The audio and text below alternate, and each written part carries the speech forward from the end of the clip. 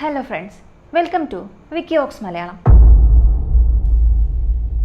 ഈ വീഡിയോ ആരംഭിക്കുന്നതിന് മുൻപ് എനിക്ക് നിങ്ങളോട് ഒരു കാര്യം മാത്രമേ പറയാനുള്ളൂ. നിങ്ങളുടെ കുടുംബത്തിലോ അല്ലെങ്കിൽ പരിചയത്തിലോ കുട്ടികൾ ആരെങ്കിലും ഉണ്ടെങ്കിൽ ഈ കഥ വളരെ ശ്രദ്ധയോടെ കാണുകയും മറ്റുള്ളവർക്കായി അത് ഷെയർ ചെയ്യുകയും ചെയ്യുക. കാരണം ഈ കഥ ഒരുപക്ഷെ ഏതെങ്കിലും ഒരു കുട്ടിക്ക് വരാനിരിക്കുന്ന വലിയൊരു അപകടത്തിൽ നിന്നും രക്ഷിച്ചേക്കാം. ഉത്തർപ്രദേശിലെ ഗോരഖ്പൂരിലുള്ള ഒരു ചെറിയ പട്ടണമാണ് ഖജ്നി. പരസ്പരം വീട്ടുപേരുകൾ മാത്രമല്ല, ആളുകളുടെ ജീവിതം പോലും കൃത്യമായി അറിയാവുന്നത്ര അടുത്ത ബന്ധമുള്ള ആളുകൾ താമസിക്കുന്ന ഒരു സ്ഥലം. അവിടെ കുട്ടികൾ യാതൊരു ഭയവുമില്ലാതെ തെരുവുകളിൽ സൈക്കിൾ ചവിട്ടി നടന്നിരുന്നു. വൈകുന്നേരം വരെ അവർ പുറത്ത് കളിച്ചാലും മാതാപിതാക്കൾക്ക് യാതൊരു ഭയവും ഉണ്ടായിരുന്നില്ല. കാരണം ഈ ചെറിയ പട്ടണത്തിൽ തങ്ങളുടെ മക്കൾക്ക് ഒരു അപകടവും വരില്ല എന്ന് അവർ ഉറച്ചു വിശ്വസിച്ചിരുന്നു. എന്നാൽ 2026 ജൂലൈ 27 ആ സാധാരണ ദിവസം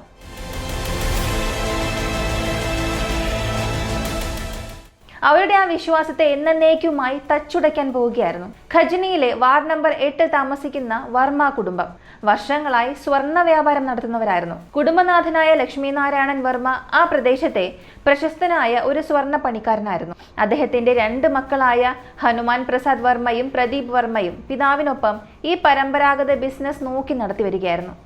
3 തലമുറകൾ ഒരേ മേൽക്കൂരയ്ക്ക് കീഴിൽ ഒരുമിച്ച് താമസിച്ചിരുന്ന ഒരു കൂട്ടുകുടുംബമായിരുന്നു അത്. ആ വീട്ടിൽ എപ്പോഴും ബഹളവും സന്തോഷവും നിറഞ്ഞു നിന്നു. കുട്ടികളുടെ കുസൃതികളും ചിരികളും അവിടെ മുഴങ്ങി പൊങ്ങിയിരുന്നു. കുടുംബത്തിലെ എല്ലാവരും എല്ലാ ആഘോഷങ്ങളും ഒന്നിച്ചായിരുന്നു കൊണ്ടാടിയിരുന്നത്. എന്നാൽ സന്തോഷം നിറഞ്ഞ വീടുകളെ കണ്ണീരിലാഴ്ത്താൻ വിധിക്ക് അധികം സമയം ആവശ്യമില്ല. കുറച്ചാഴ്ചകൾക്ക് മുൻപാണ് ആ കുടുംബത്തിലേക്ക് ദുരന്തത്തിന്റെ ആദ്യ പ്രഹരം എത്തുന്നത്. ഹനുമാൻ പ്രസാദ് വർമ്മയുടെ ഭാര്യ ശ്വേത വർമ്മ നീണ്ട നാളത്തെ രോഗപീഠകൾക്കൊടുവിൽ ഈ ലോകത്തോട് വിട പറഞ്ഞു. തന്റെ 2 മക്കളെ തനിച്ചാക്കിക്കൊണ്ടായിരുന്നു അവളുടെ മടക്കം. മൂത്ത മകൻ ആകാശും വെറും 10 വയസ്സ് മാത്രം പ്രായമുള്ള ഇളയ മകൻ വൈഭവുമായിരുന്നു അത്.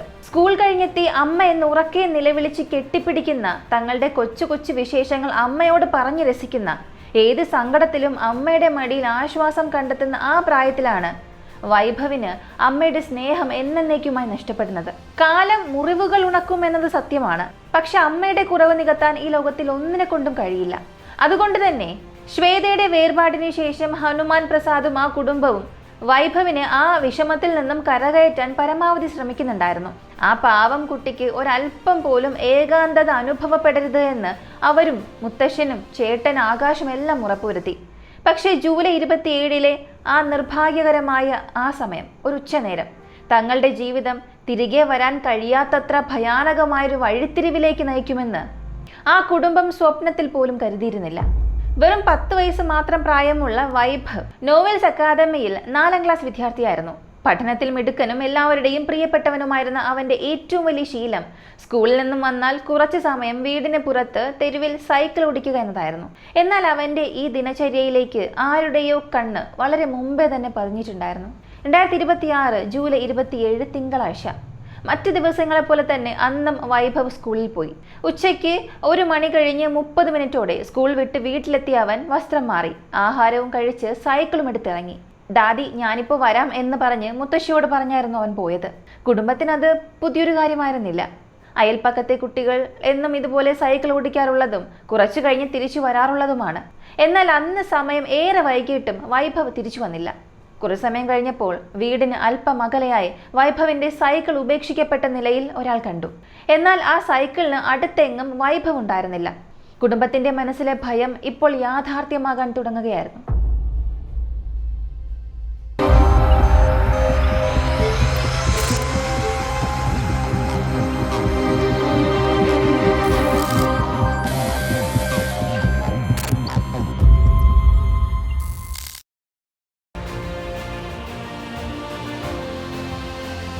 തിരച്ചിൽ കൂടുതൽ ഊർജിതമാക്കി.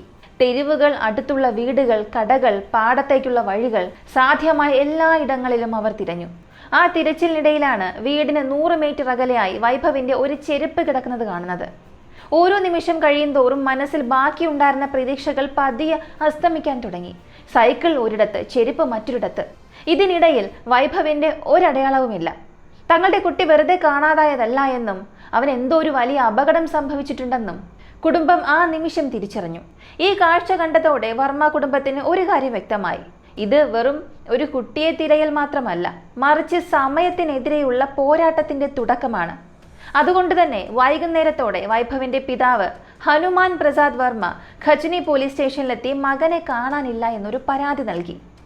വിഷയം അതീവ ഗൗരവമുള്ളതായതുകൊണ്ട് പോലീസ് ഒട്ടും വൈകാതെ തന്നെ തിരച്ചിൽ ആരംഭിച്ചു. വാർത്ത നാട് മുഴുവൻ പടർന്നതോടെ നാട്ടുകാരും വൈഭവിനെ തിരയാൻ വീടുകളിൽ നിന്നും ഇറങ്ങി.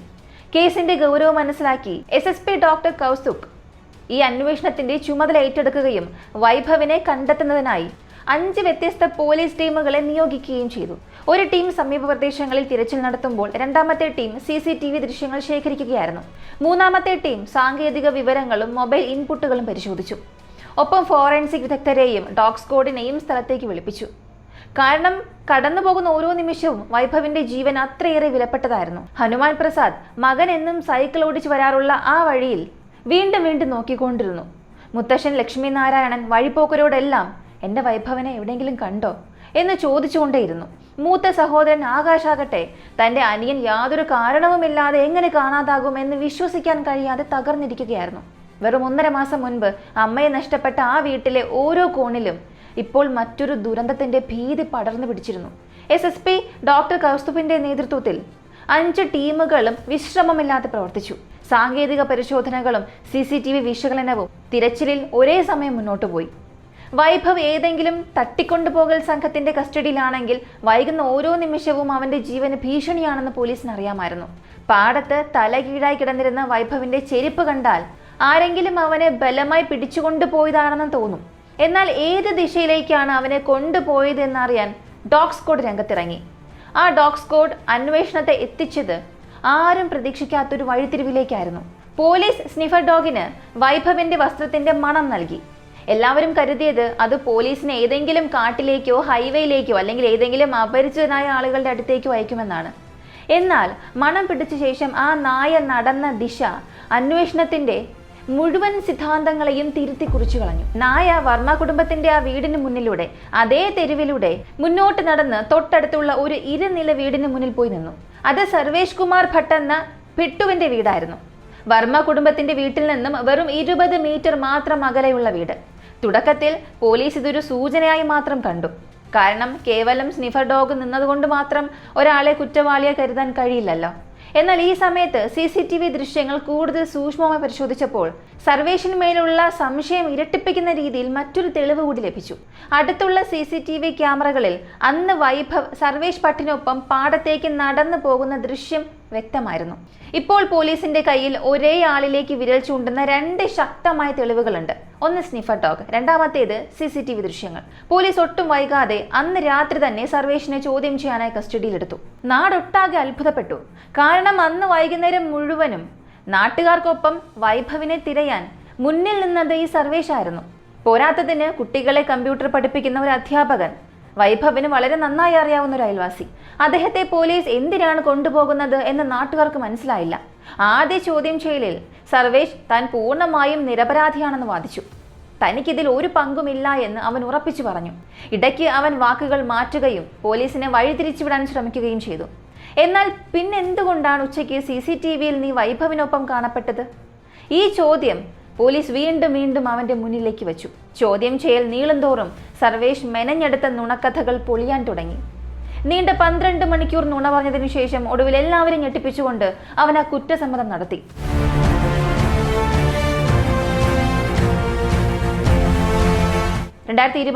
ജൂലൈ മാസം 28 ചൊവ്വാഴ്ച രാവിലെ 11 മണിയോടെ ഈ കുറ്റസമ്മതത്തിന് തൊട്ടു പിന്നാലെ പോലീസ് സർവേഷിനെയും കൂട്ടി അവന്റെ വീട്ടിലെത്തി. നാട്ടുകാരും പതുക്കെ ആ വീടിന് മുന്നിൽ തടിച്ചുകൂടാൻ തുടങ്ങി. പോലീസ് വന്ന് അവന്റെ വീട്ടിൽ എന്താണ് തിരയുന്നത് എന്ന് ആർക്കും ഒരു രൂപം ഉണ്ടായിരുന്നില്ല. സർവേഷ് പോലീസിനെ വീടിനുള്ളിലേക്ക് കൂട്ടിക്കൊണ്ടുപോയി ബേസ്മെന്റിലേക്ക് വിരൽ ചൂണ്ടി. അവിടെ താഴേക്കിറങ്ങിയ പോലീസ് കണ്ടത് ഒന്നിനു മുകളിൽ ഒന്നായി അടുക്കി വെച്ചിരിക്കുന്ന അരിച്ചാക്കുകളാണ്. ഒറ്റനോട്ടത്തിൽ എല്ലാം വളരെ സാധാരണമായി തോന്നിപ്പിച്ചു. അറിയാത്ത ഒരാളാണെങ്കിൽ ആ അരിച്ചാക്കുകൾക്ക് പിന്നിൽ ഭയാനകമായ ഒരു രഹസ്യം ഒളിഞ്ഞിരിപ്പുണ്ടെന്ന് ഒരിക്കലും സംശയിക്കില്ല. പോലീസ് ഓരോ ചാക്കുകളായി അവിടെ നിന്നും മാറ്റി തുടങ്ങി. അതിനടിയിൽ ഒരു കിടക്കയും മെത്തയും വെച്ചിട്ടുണ്ടായിരുന്നു. അത് മാറ്റിയപ്പോൾ താഴെ കണ്ട ഒരു ചാക്കിൽ നിന്നും കടുത്ത ദുർഗന്ധം വരാൻ തുടങ്ങി. ആ ചാക്ക് തുറന്നു നോക്കിയ നിമിഷം ആ ബേസ്മെന്റിലുണ്ടായിരുന്ന ഓരോ പോലീസ് ഉദ്യോഗസ്ഥന്റെയും നെഞ്ചു പിടഞ്ഞു. കാരണം ആ ചാക്കിനുള്ളിൽ വൈഭവിന്റെ ജീവനറ്റ മൃതദേഹമായിരുന്നു. വൈഭവിന്റെ മൃതദേഹം ചാക്കിലാക്കി ബേസ്മെന്റിലെ അരിച്ചാക്കുകൾക്കിടയിൽ ഒളിപ്പിച്ചു വെക്കുകയായിരുന്നു സർവേഷ്. വീട്ടിൽ ആരുടെയും കണ്ണിൽപ്പെടാതിരിക്കാൻ അതിനു മുകളിൽ കിടക്കയും മെത്തയും ഇട്ട് മൂടി. അവസരം ലഭിക്കുമ്പോൾ മൃതദേഹം പുറത്തെത്തിച്ച് മറ്റെവിടെയെങ്കിലും ഉപേക്ഷിക്കുക എന്നതായിരുന്നു അവന്റെ പദ്ധതി. മൃതദേഹം കണ്ടെടുത്ത ഉടൻ തന്നെ പോലീസ് വൈഭവിന്റെ ശവം പോസ്റ്റ്മോർട്ടത്തിനായി അയച്ചു. 2 ഡോക്ടർമാർ അടങ്ങുന്ന പാനലാണ് പോസ്റ്റ്മോർട്ടം നടത്തിയത്. ഈ പ്രക്രിയ മുഴുവൻ വീഡിയോയിൽ ചിത്രീകരിക്കുകയും ചെയ്തു. പോസ്റ്റ്മോർട്ടം റിപ്പോർട്ട് പുറത്തു വന്നപ്പോൾ പോലീസിന്റെ ഏറ്റവും വലിയ സംശയം യാഥാർത്ഥ്യമായി മാറി. വൈഭവിന്റേത് ശ്വാസം മുട്ടിച്ചുള്ളൊരു കൊലപാതകമാണ്. ഈ വാർത്ത വർമ്മ കുടുംബത്തിലെത്തിയപ്പോൾ ആ വീട് അലറിക്കരച്ചിലുകളാൽ പ്രകമ്പനം കൊണ്ടു. വെറും 1.5 മാസത്തിനുള്ളിൽ ആ കുടുംബത്തിന് അമ്മയെയും മകനെയും ഒരുപോലെ നഷ്ടപ്പെട്ടിരിക്കുന്നു. ഖജനയിൽ ഈ വാർത്ത കാട്ടുതീ പോലെ പടർന്നു. ഇത്രയും വലിയൊരു ക്രൂരത ചെയ്തത് പുറത്തു നിന്നുള്ള ആരോ അല്ല എന്നും തങ്ങൾക്കിടയിൽ എന്നും ജീവിച്ചിരുന്ന ആ അയൽക്കാരൻ തന്നെയാണെന്നും വിശ്വസിക്കാൻ നാട്ടുകാർക്ക് കഴിഞ്ഞില്ല.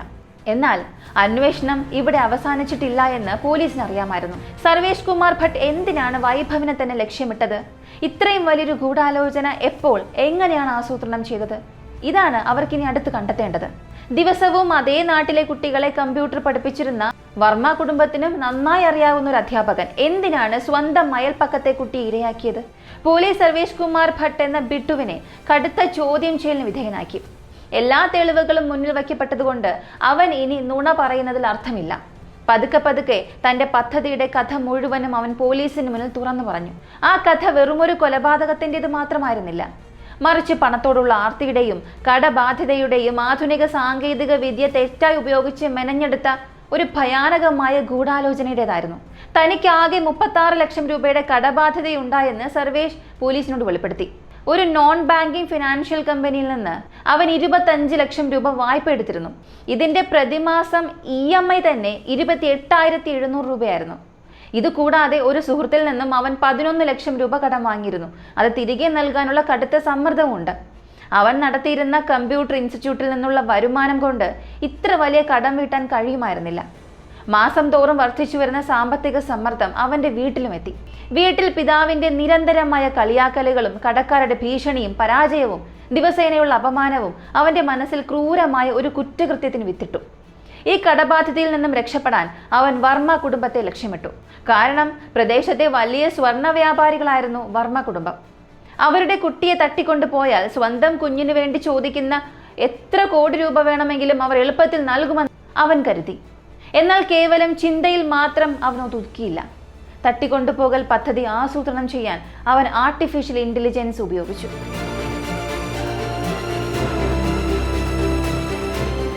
അവന്റെ മൊബൈൽ ഫോൺ ഫോറൻസിക് പരിശോധനയ്ക്ക് വിധേയമാക്കിയപ്പോൾ AI പ്ലാറ്റ്ഫോമുകളിൽ അവൻ നടത്തിയ തിരച്ചിലുകളും സംഭാഷണങ്ങളും പോലീസിന് ലഭിച്ചു.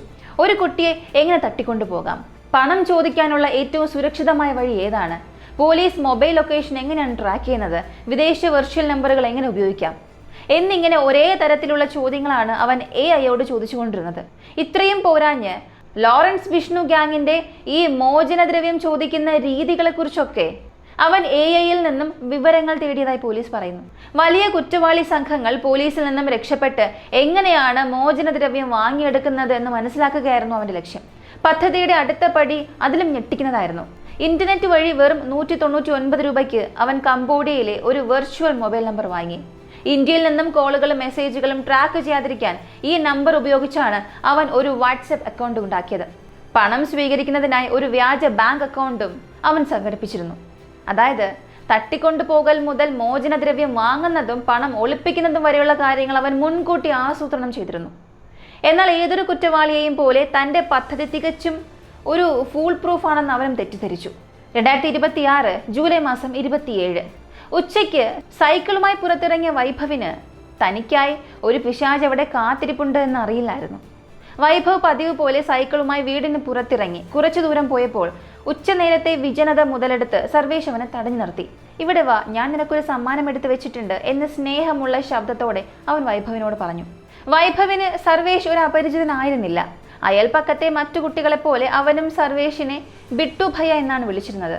ആ വിശ്വാസം കൊണ്ട് തന്നെയാണ് അവൻ ആദ്യം സർവേഷിനൊപ്പം നടന്നത്. ആ കാഴ്ച തന്നെയാണ് CCTVയിലും പതിഞ്ഞത്. രണ്ടുപേരും ഒന്നിച്ച് പാടത്തേക്ക് നടന്നു പോകുന്ന ദൃശ്യങ്ങൾ. എന്നാൽ കുറച്ചു ദൂരം മുന്നോട്ട് പോയപ്പോൾ സർവേഷിന്റെ പെരുമാറ്റത്തിൽ വൈഭവിനെന്തോ പന്തികേട് തോന്നി. സമ്മാനത്തെക്കുറിച്ച് ചോദിച്ചപ്പോൾ സർവേഷ് കൃത്യമായി മറുപടി പറയാതിരുന്നതോടെ അപകടം മണത്ത വൈഭവ് മുന്നോട്ട് നടക്കാൻ വിസമ്മതിച്ചു. സർവേഷ് നിർബന്ധിച്ചപ്പോൾ ഞാൻ അച്ഛനോട് പറയും എന്നവൻ വിളിച്ചു പറഞ്ഞു. സർവേഷിന്റെ പദ്ധതി വൈഭവിനെ ജീവനോടെ വെച്ച് അച്ഛനോട് പണം ചോദിക്കുക എന്നതായിരുന്നു. എന്നാൽ വൈഭവ് ബഹളം വയ്ക്കാൻ തുടങ്ങിയതോടെ കാര്യങ്ങൾ കൈവിട്ടുപോയി.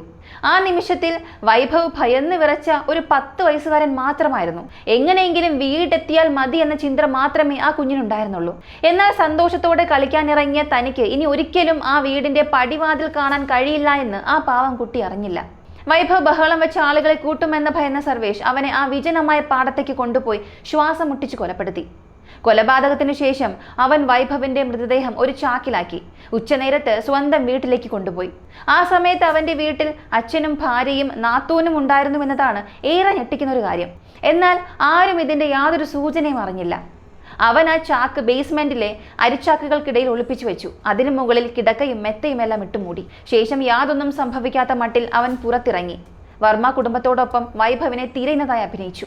ഇതിനിടയിൽ കംബോഡിയൻ വെർച്വൽ നമ്പർ ഉപയോഗിച്ച് ഹനുമാൻ പ്രസാദ് വർമ്മയ്ക്ക് 1.25 കോടി രൂപ ആവശ്യപ്പെട്ട് മെസ്സേജ് അയക്കാനും അവൻ തയ്യാറെടുത്തിരുന്നു. പണം കിട്ടിയാൽ ഉടൻ വ്യാജ അക്കൗണ്ട് വഴി അത് പിൻവലിച്ച് രക്ഷപ്പെടാനായിരുന്നു പദ്ധതി. എന്നാൽ മുൻപ് പറഞ്ഞതുപോലെ പിടിയിലാകും വരെ ഏതൊരു കുറ്റവാളിക്കും തങ്ങൾ പിടിക്കപ്പെടില്ല എന്ന ഒരു വിഡ്ഢിത്തമായ തോന്നലുണ്ടാകും. ഈ കേസിന്റെ ഭാഗമായി സർവേഷിന്റെ അച്ഛൻ, സഹോദരൻ, ഭാര്യ, മറ്റു കുടുംബാംഗങ്ങൾ ഉൾപ്പെടെ 7 പേരെ പോലീസ് ചോദ്യം ചെയ്തു. ബേസ്മെന്റിൽ ഒളിപ്പിച്ച മൃതദേഹത്തെക്കുറിച്ച് ഇവർക്ക് വല്ല അറിവുമുണ്ടായിരുന്നോ എന്ന് വ്യക്തമാക്കാനായിരുന്നു ഇത്. മണിക്കൂറുകൾ നീണ്ട ചോദ്യം ചെയ്യലിനൊടുവിൽ ഈ ഗൂഢാലോചനയും കൊലപാതകവും സർവേഷ് തനിയെ ആസൂത്രണം ചെയ്തതാണെന്ന് പോലീസ് സ്ഥിരീകരിച്ചു. അന്വേഷണം പുരോഗമിച്ചപ്പോൾ സർവേഷിന്റെ പഴയ ഒരു കുറ്റകൃത്യത്തിന്റെ വിവരങ്ങൾ കൂടി പുറത്തു വന്നു. 2024 ബീഹാറിൽ നടന്ന ഒരു പരീക്ഷാ പേപ്പർ ചോർച്ച കേസിൽ സർവേഷ് പ്രതിയായിരുന്നു. മറ്റൊരു വിദ്യാർത്ഥിക്ക് പകരം ആൾമാറാട്ടം നടത്തി പരീക്ഷ എഴുതിയതിനായിരുന്നു അന്ന് അറസ്റ്റിലായത്. പ്രയാഗ്രാജിലെ നൈനി ജയിലിൽ അവൻ 40 ദിവസത്തോളം തടവിൽ കഴിഞ്ഞു. ജയിലിൽ നിന്നും പുറത്തിറങ്ങിയ ശേഷമാണ് അവൻ വീണ്ടും കമ്പ്യൂട്ടർ ഇൻസ്റ്റിറ്റ്യൂട്ട് ആരംഭിച്ചത്. എന്നാൽ അതിനുശേഷം അവന്റെ പെരുമാറ്റത്തിൽ വലിയ മാറ്റങ്ങൾ വന്നതായി അയൽക്കാർ പറയുന്നു. അവൻ ആരുമായും അധികം സംസാരിക്കാറില്ലായിരുന്നു. ഒതുങ്ങിക്കൂടുന്ന സ്വഭാവക്കാരനായി മാറിയ അവൻ നാട്ടുകാരിൽ നിന്നും അകലം പാലിച്ചു. അവൻ മുൻപ് ജയിലിൽ കിടന്ന കാര്യവും ഭൂരിഭാഗം അയൽക്കാർക്കും അറിയുമായിരുന്നില്ല. അവരെ സംബന്ധിച്ച് അവൻ ശാന്തനായ ഒരു കമ്പ്യൂട്ടർ അധ്യാപകൻ മാത്രമായിരുന്നു. അതിനുള്ളിലെ ക്രൂരനായ കുറ്റവാളിയെ തിരിച്ചറിയാൻ ആർക്കും കഴിഞ്ഞില്ല. വൈഭവിന്റെ മൃതദേഹം വീട്ടിലെത്തിച്ചതോടെ ഖജനി നാട് മുഴുവനും കോപം കൊണ്ട് തിളച്ചു മറിഞ്ഞു. ആയിരക്കണക്കിന് ആളുകൾ വർമ്മ കുടുംബത്തിന്റെ വീടിന് മുന്നിൽ തടിച്ചുകൂടി. മിനിറ്റുകൾക്കകം റോഡ് ഉപരോധിക്കപ്പെട്ടു. പ്രകോപിതരായ ജനക്കൂട്ടം ഖജനി പോലീസ് സ്റ്റേഷനിലേക്ക് ഇരച്ചു കയറി. ചിലരൊക്കെ ലോക്കപ്പിൽ നിന്നും സർവേഷിനെ പുറത്തെടുത്ത് തല്ലിക്കൊല്ലാൻ വരെ ശ്രമിച്ചു. സ്ഥിതിഗതികൾ നിയന്ത്രണ വിധേയമാക്കാൻ 4 സ്റ്റേഷനുകളിൽ നിന്നുള്ള പോലീസ് സേനയെ സ്ഥലത്ത് വിന്യസിപ്പിക്കേണ്ടി വന്നു. അക്രമ സംഭവങ്ങൾ ഒഴിവാക്കാൻ പോലീസ് സർവേഷിനെയും കുടുംബത്തെയും രഹസ്യ കേന്ദ്രത്തിലേക്ക് മാറ്റി. കേസ് ഫാസ്റ്റ് ട്രാക്ക് കോടതിയിൽ എത്തിച്ച് പ്രതിക്ക് കടുത്ത ശിക്ഷ ഉറപ്പാക്കുമെന്ന് പോലീസ് ജനങ്ങൾക്കൊരു ഉറപ്പ് നൽകി. എന്നാൽ വൈഭവിന്റെ വേർപാട് വർമ്മ കുടുംബത്തിന്റെ മാത്രം വേദനയായിരുന്നില്ല. അത് ഓരോ മാതാപിതാക്കൾക്ക് മുന്നിലും ഉത്തരം കിട്ടാത്ത വലിയൊരു ചോദ്യം ഉയർത്തുകയാണ്. നമ്മൾ കുട്ടികളെ അപരിചിതരായ ആളുകളെ സൂക്ഷിക്കാൻ പഠിപ്പിച്ചിട്ടുണ്ട്. എന്നാൽ ഭയം എന്നത് ഒരു അപരിചിതരിൽ നിന്നല്ല, മറിച്ച് ദിവസവും നിങ്ങളുടെ വീടിന് മുന്നിലൂടെ കടന്നു പോകുന്ന, നിങ്ങൾക്ക് പേരും നാടും എല്ലാം അറിയാവുന്ന, നിങ്ങൾ കണ്ണടച്ച് വിശ്വസിക്കുന്ന ഒരാളിൽ നിന്നാണെങ്കിലോ? അങ്ങനെയെങ്കിൽ നമ്മുടെ മക്കളെ എങ്ങനെ സുരക്ഷിതരായി നിർത്തും? കാരണം വൈഭവിന്റെ ഘാതകൻ ഇരുളടഞ്ഞ ഏതെങ്കിലും വഴികളിൽ നിന്നോ കാട്ടിൽ നിന്നോ വന്നവനല്ല. അവൻ വെറും 20 മീറ്റർ മാത്രം അകലെ ജീവിച്ചിരുന്നവനായിരുന്നു, അയൽവാസി. അതുകൊണ്ട് തന്നെ ഇതൊരു കൊലപാതക കേസ് മാത്രമല്ല, മനുഷ്യത്വത്തിന്റെയും വിശ്വാസത്തിന്റെയും കൊലപാതകമാണ്. ഈ ഒരു കേസിനെ കുറിച്ചുള്ള നിങ്ങളുടെ അഭിപ്രായങ്ങളും നിർദ്ദേശങ്ങളും കമന്റിൽ പറയാം. ബെസ്റ്റ് കമന്റ് അടുത്ത വീഡിയോയിൽ വരും. ഇതുവരെയും ഒരു ലൈക്ക് പോലും ചെയ്യാതെ കാണുന്നവരാണെങ്കിൽ ദയവ് ചെയ്ത് ഈ വീഡിയോയ്ക്ക് ഒരു ലൈക്ക് തരിക. അടുത്ത വീഡിയോയിൽ വീണ്ടും കാണാം.